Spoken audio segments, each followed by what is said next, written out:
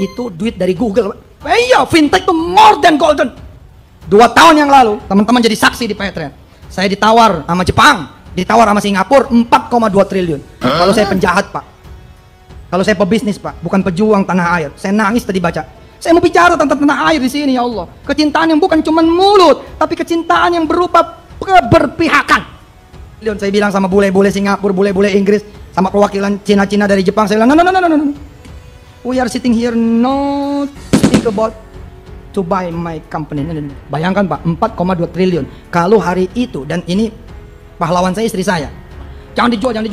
Padahal waktu itu saya keselnya minta ampun. Kesel karena yang menghajar, nonjokin, mukulin, ngomongin, menghina, menyindir, mencaci, memaki, ya Tuhan sendiri.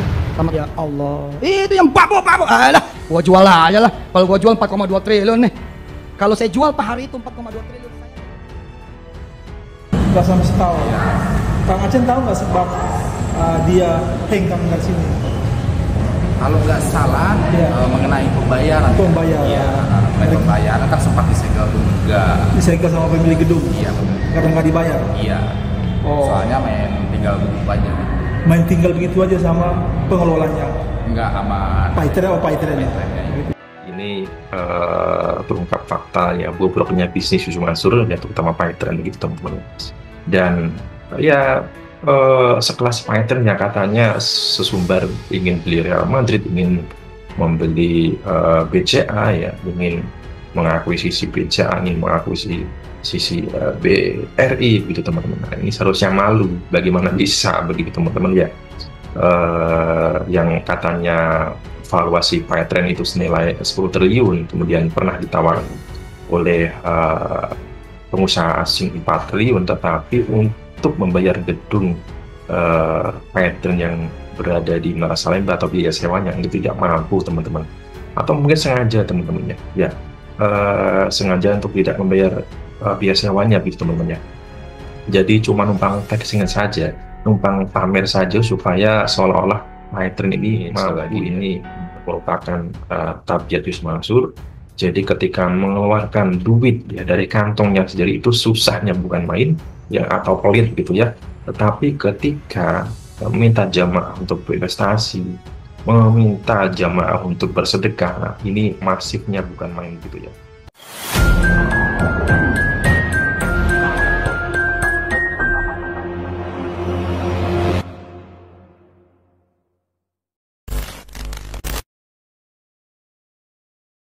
Ya, Assalamualaikum warahmatullahi wabarakatuh, teman-teman. Kembali berjumpa dengan saya Aji di Aji ADV.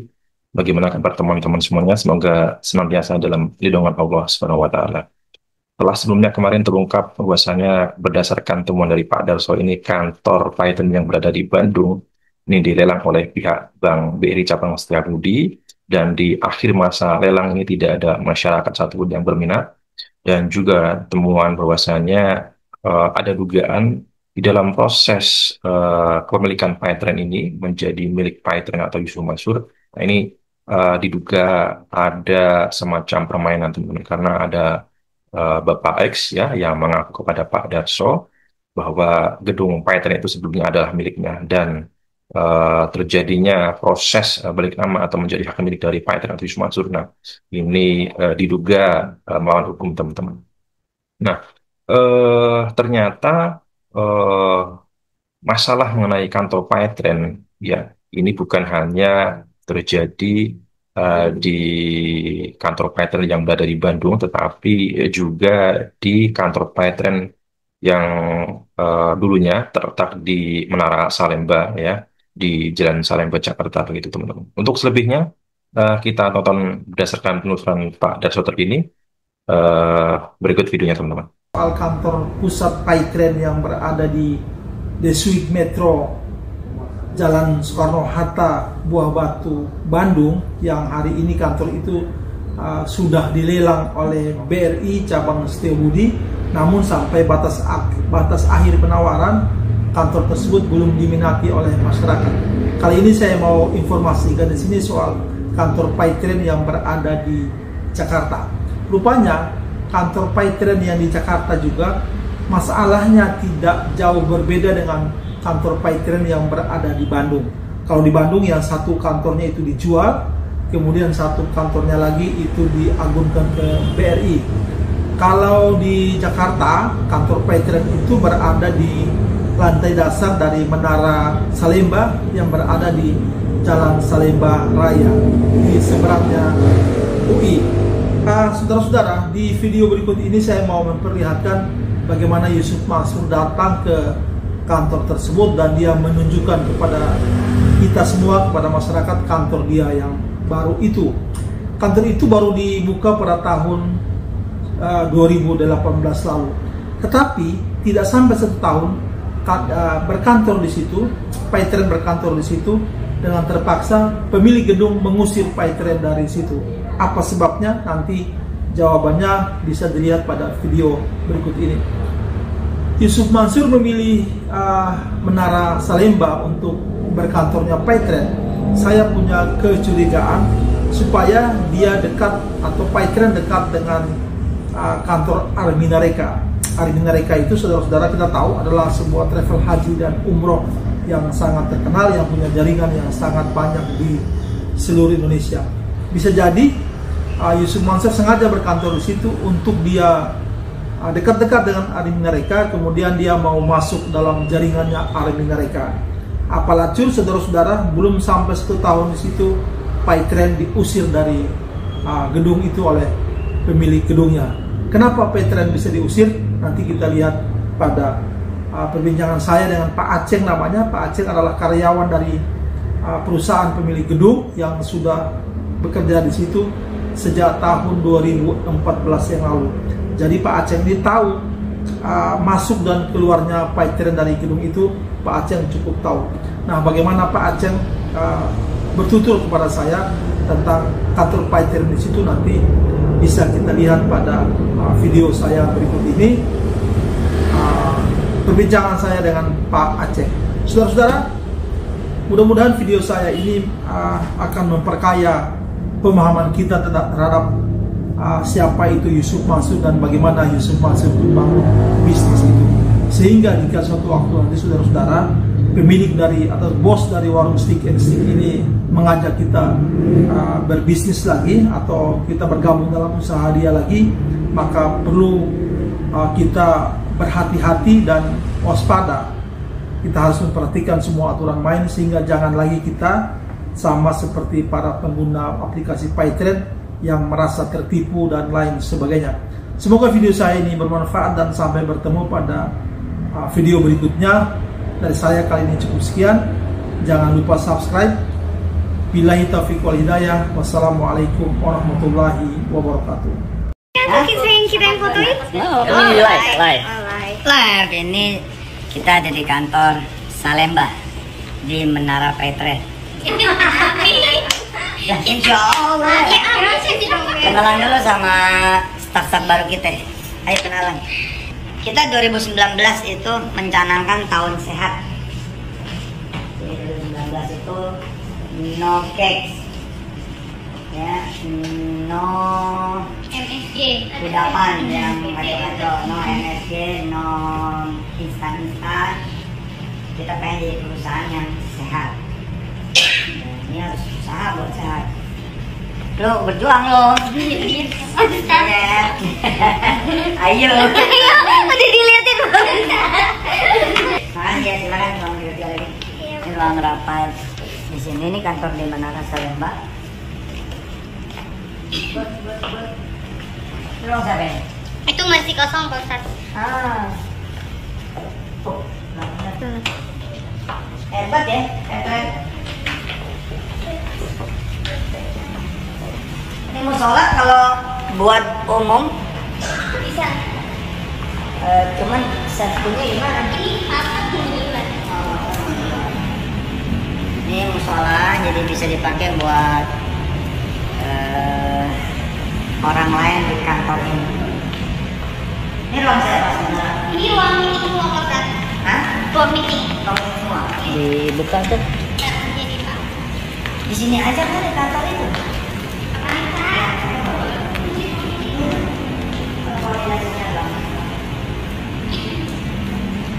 Bagus banget loh kantornya.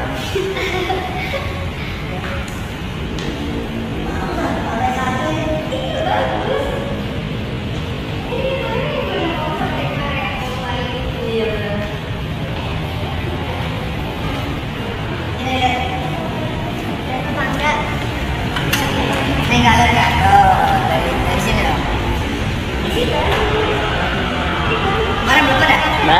kayak baru kalau Polsat baru minggu kemarin aja ini kosong cuman kaca plong aja.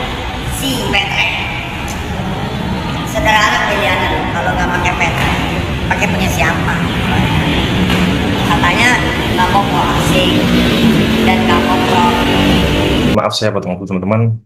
Itu tadi video dari Yusuf Mansur ya, yang mana memamerkan bahwasanya kantor Paytren ini berada di Menara Salemba, ya salah satu gedung pencakar langit terkenal di Jakarta begitu ya. Dan saya kira tujuannya seperti yang disampaikan Pak Darso, kenapa memilih Menara Salemba, karena ya ingin dekat dengan perusahaan atau PT Avinareka, di mana perusahaan ini bergerak di bidang travel, umroh, dan haji dan teman, ya supaya Yusuf Mansur itu bisa masuk di jaringannya begitu. Dan juga ini sebagai bentuk flexing ya, untuk menarik para calon-calon mitra Paytren untuk tertarik bergabung ya, karena terlihat sekali Paytren ini bisa memiliki atau bisa berkantor di gedung mewah selevel Menara Salemba begitu teman-teman. Dan tetapi yang seharusnya ini bisa apa namanya ya, membuat malu Yusuf Mansur seharusnya ya, karena tidak sampai 1 tahun ini akhirnya gedung Paytren, kantor Paytren ya, Paytren diusir dari Menara Salemba ya. Bagaimana ceritanya atau kronologinya, mengapa bisa sampai Paytren ini diusir dari Menara Salemba dalam kurun waktu belum ada sampai 1 tahun begitu teman-teman. Kita lanjut saja tonton video tayangan dari Pak Darso. Kang Aceh, Ya, orang Garut yang menjadi security ya di gedung ini. Kang Aceh bekerja di sini dari tahun berapa? saya bekerja dari tahun 2014. 2014 sampai Iya, sekarang ya. sampai Keren sekarang. banget nih Kang Aceh nih. Nah, Kang Aceh tahu Paytren waktu sewa kantor ini? Paytren waktu sewa itu kalau nggak salah ya, Ya. dari antara tahun 2018-19. Soalnya di sini juga dia nggak lama sih. Nggak lama ya, Nggak lama, nggak ada setahun. nggak sampai setahun. Ya. Kang Aceh tahu nggak sebab dia hang kamu dari sini? Kalau nggak salah Ya. mengenai pembayaran. Pembayaran. Iya, mengenai pembayaran kan sempat disegel juga. Disegel sama pemilik gedung Iya, benar. karena nggak dibayar. Iya. Oh. Soalnya main tinggal begitu aja. Main tinggal begitu aja sama pengelolanya. Nggak aman. Paytren apa Paytren ya? Paytrennya Gitu. Iya. Sehingga dari pihak gedung kan ya pasti melakukan tindakan sesuai dengan perjanjian. sesuai dengan SOP yang ada di gedung sini. Iya, iya. Setelah Paytren ditinggalin Paytren, ada lagi yang sewa nggak? Nggak ada, Pak. Nggak ada Masih lagi. kosong. Masih kosong sampai sekarang ya. Iya. Jadi kalau ada yang mau sewa mungkin hubungin Kang Aceh ya. Bisa, Pak. Nanti bagi dua sama saya. Begitu keterangan Kang Aceh Abdurrahman. Abdurrahman, security di gedung ini yang bertugas di front office hari ini. Jadi Paytren juga seperti di Bandung keadaannya, dan di Paytren Jakarta yang mereka sewa gedung di Menara Salemba lantai dasar itu juga problemnya sama, mereka tidak bayar dan hanya bertahan kurang dari 1 tahun. Iya, kurang lebih dari 1 tahun. 1 tahun ya. Demikian saya dengan Kang Aceh. Terima kasih banyak Kang Aceh yang sudah bantu ya. Ya. Begitu Paytren. Ini bekas kantor Paytren yang kita nggak boleh masuk karena memang dikunci ya Kang Aceh ya. Ya. Dikunci oleh pemilik gedung, pengelola gedung, sehingga kita tidak boleh masuk dan hanya bisa dilihat dari luar. Ini alam. Waduh, akhirnya terungkap ya fakta menarik lagi bahwasanya kantor Paytren yang berada di Menara Salemba ya, bekas kantor Paytren. Mengapa Paytren bisa sampai tidak sampai 1 tahun bertahan di gedung Menara Salemba kemudian keluar? Nah, karena ternyata diusir oleh pemilik gedung karena terkait dengan pembayaran. Jadi Yusuf Mansur atau Paytren tidak bisa membayar biaya sewa gedung Menara Salemba, teman-teman. Nah, ini terungkap fakta ya bobroknya bisnis Yusuf Mansur ya, terutama Paytren begitu teman-teman. Dan ya sekelas Paytren yang katanya sesumbar ingin beli Real Madrid, ingin membeli BCA ya, ingin mengakuisisi BCA, ingin mengakuisisi sisi BRI begitu teman-teman. Nah, ini seharusnya malu, bagaimana bisa begitu teman-teman ya. yang katanya valuasi Paytren itu senilai 10 triliun, kemudian pernah ditawar oleh pengusaha asing 4 triliun, tetapi untuk membayar gedung Paytren yang berada di Menara Salemba atau biaya sewanya itu tidak mampu, teman-teman. Atau mungkin sengaja, teman-temannya. Ya, sengaja untuk tidak membayar biaya sewanya, gitu, teman-temannya. Jadi cuma numpang flexing saja, numpang pamer saja supaya seolah-olah Maitrin ini mampu ya berkantor di gedung terkenal, gedung mewah seperti Menara Salemba gitu, teman-teman. Dan saya kira ini sudah menjadi bukti tabiat sebenarnya cuma itu seperti apa, atau Maitrin itu seperti apa gitu ya, terkait dengan pembayaran apapun itu, entah pembayaran mengenai gedung Maitrin, entah pembayaran mengenai hak investornya, entah itu mengenai pembayaran mengenai gaji, pesangon, THR karyawan-karyawan Paytren gitu, teman-teman. Karena sampai saat ini karyawan Paytren, THR, pesangon gaji itu belum terbayarkan, ya. Padahal sudah sampai pengadilan negeri, kemudian disepakati, sebelumnya sudah disepakati bahwa Paytren atau Isu Mansur ini akan membayar secara berangsur, mengangsur 6 kali cicilan, tetapi hanya 1 kali cicilan ini juga tidak ada kelanjutannya, gitu, teman-teman.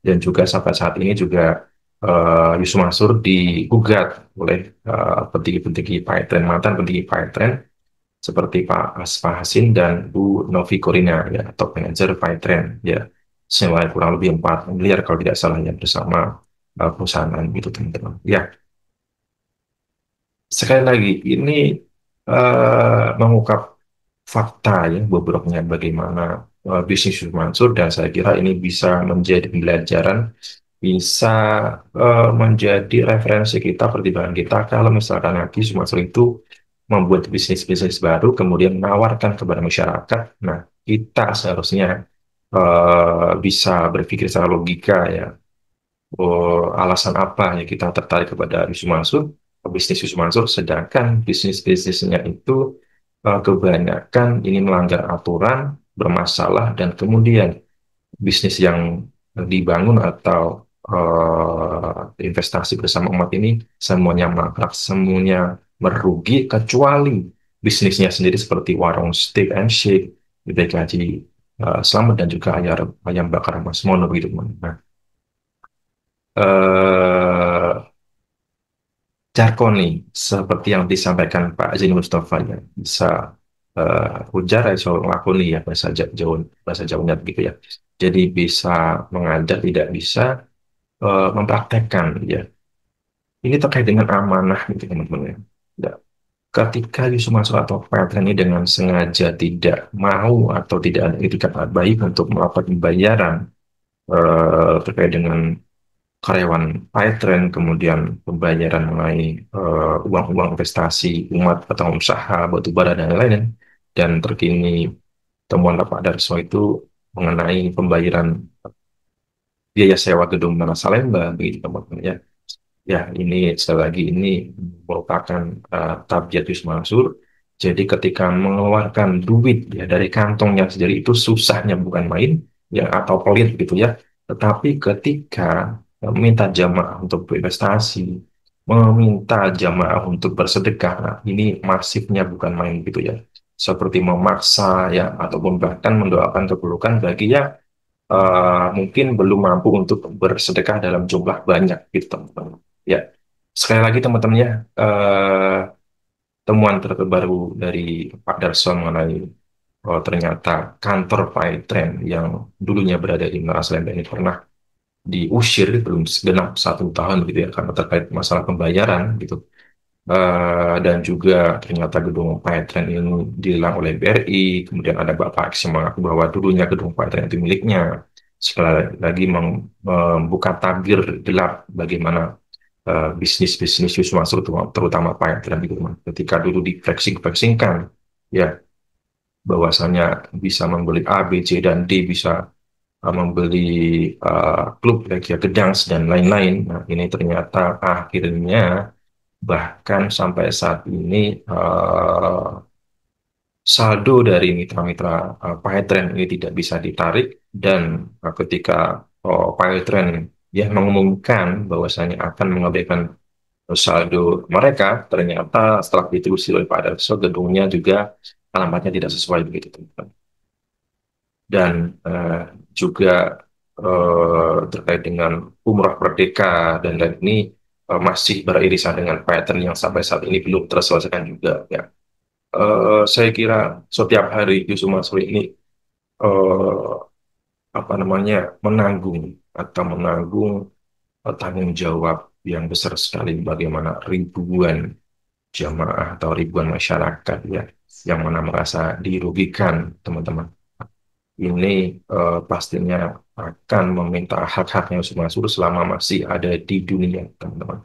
Kalau sudah tidak ada dunia, maka Yusuf Mansur akan bertanggung jawab kemudian kelak di akhirat, begitu, teman-teman. Ya, gitu, teman-teman. Saya kira saya cukup sekian. Kita jumpa di video selanjutnya. Terima kasih. Wassalamualaikum warahmatullahi wabarakatuh.